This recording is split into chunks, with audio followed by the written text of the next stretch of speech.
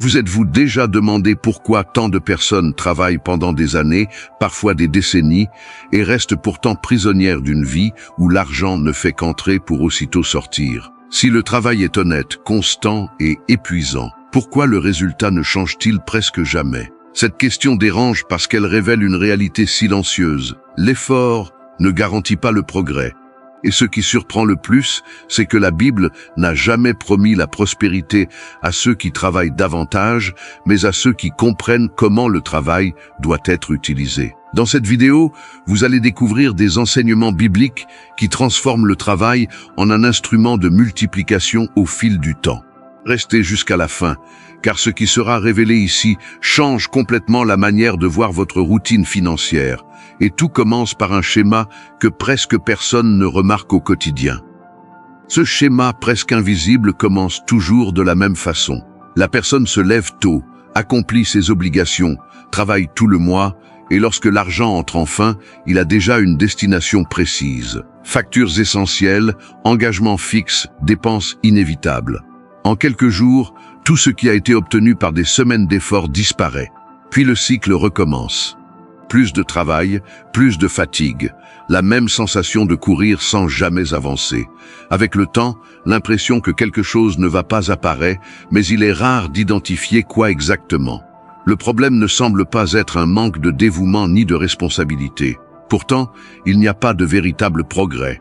Ce modèle transforme le travail en survie permanente, jamais en construction.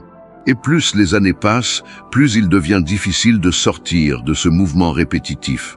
C'est précisément ici que beaucoup de personnes se bloquent, sans se rendre compte qu'elles sont prisonnières d'un cycle qui consume énergie, temps et sens, préparant le terrain à la confusion entre travailler beaucoup et réellement prospérer. C'est à ce moment-là qu'apparaît une confusion courante. Croire que travailler davantage signifie automatiquement avancer financièrement. Mais le travail et la prospérité ne sont pas la même chose. Travailler, c'est échanger du temps contre de l'argent. Prospérer, c'est construire quelque chose qui continue d'exister, même lorsque le temps a déjà été dépensé. La Bible ne présente jamais le travail comme une fin en soi, mais comme un moyen, un instrument.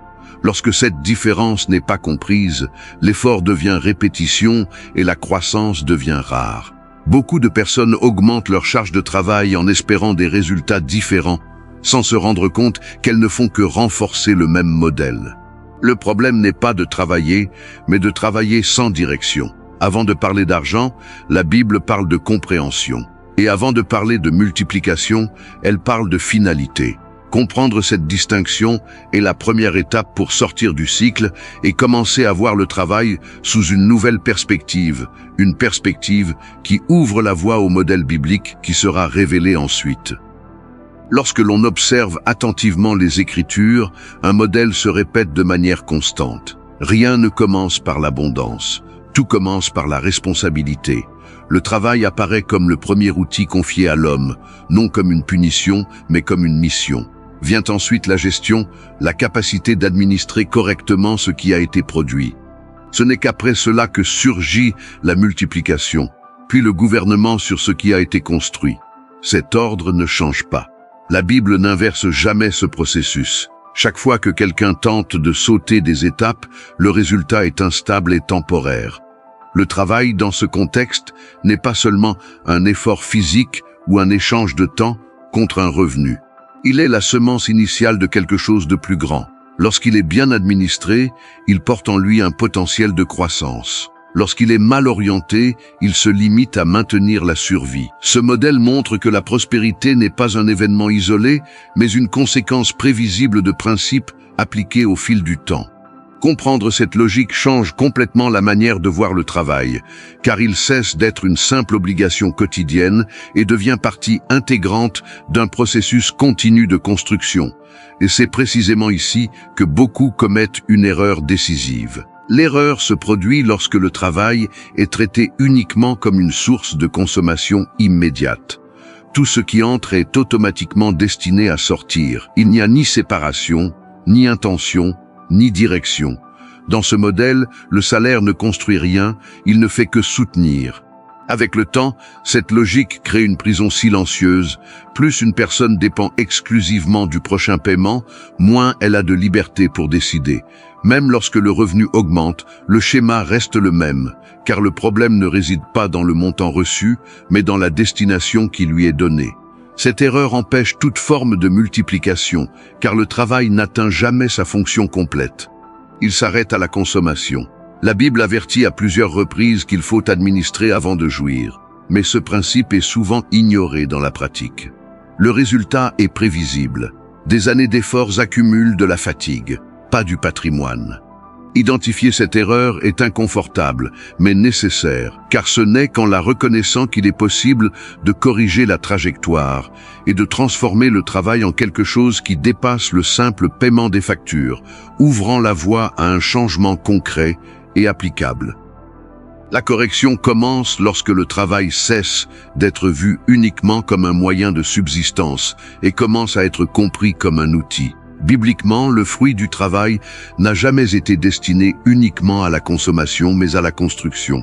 Cela exige un changement simple dans la manière d'organiser ce qui est produit. Au lieu de traiter tout revenu comme quelque chose qui doit être dépensé, apparaît la nécessité de séparer. Une partie maintient la vie en fonctionnement, une autre protège l'avenir, et une autre doit être orientée vers la multiplication. Il ne s'agit pas de montants élevés, mais d'une intention claire. Le principe fonctionne indépendamment du montant initial.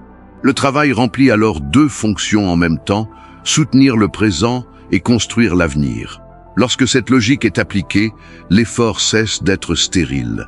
Chaque journée de travail acquiert un objectif plus grand que le simple paiement des factures. Peu à peu, le travail commence à générer une structure et non plus seulement la survie. C'est à ce moment que le cycle se brise. La personne ne dépend plus uniquement de travailler davantage, mais de travailler avec une destination. La Bible appelle cela la sagesse, car elle n'est pas liée à la force physique ni au nombre d'heures, mais à la manière dont le résultat du travail est administré. À partir de là, il devient clair que multiplier ne signifie pas gagner plus, mais construire mieux, une distinction essentielle pour l'étape suivante. Gagner plus d'argent semble, à première vue, être la solution évidente. Pourtant, la Bible montre qu'une augmentation de revenus sans changement de structure ne fait qu'amplifier le problème. Lorsque le schéma reste le même, plus de ressources signifie simplement plus de consommation. Construire est différent. Construire implique direction, patience et vision. Deux personnes peuvent gagner des montants complètement différents et malgré cela, arriver à des résultats opposés au fil des années. La différence ne réside pas dans ce qu'elles reçoivent, mais dans ce qu'elles font du fruit de leur travail. Celui qui construit comprend que la prospérité est cumulative. Elle se forme progressivement, à travers des décisions répétées et cohérentes. Celui qui se contente de gagner plus reste dépendant du prochain cycle de travail. Cette distinction explique pourquoi beaucoup de personnes améliorent leurs revenus et restent néanmoins financièrement vulnérables. La Bible traite la prospérité comme une conséquence de principes appliqués et non comme une récompense automatique de l'effort. Lorsque cette logique est comprise, le focus change. Au lieu de chercher uniquement une augmentation immédiate, on cherche la stabilité et une croissance durable, ce qui n'a de sens que lorsque le temps entre en jeu. La Bible opère rarement selon la logique de la précipitation. Les processus les plus importants se déroulent toujours sur des cycles longs, car le temps fait partie de la maturation. La prospérité suit le même principe. Lorsque le travail est utilisé comme instrument de multiplication, les résultats n'apparaissent pas immédiatement, mais de manière prévisible. C'est pourquoi des cycles comme 7, 10 ou même plus d'années apparaissent fréquemment dans les Écritures. Ils représentent la constance et non le retard. Le problème est que beaucoup de personnes abandonnent trop tôt, en attendant des changements rapides pour une construction qui exige de la continuité.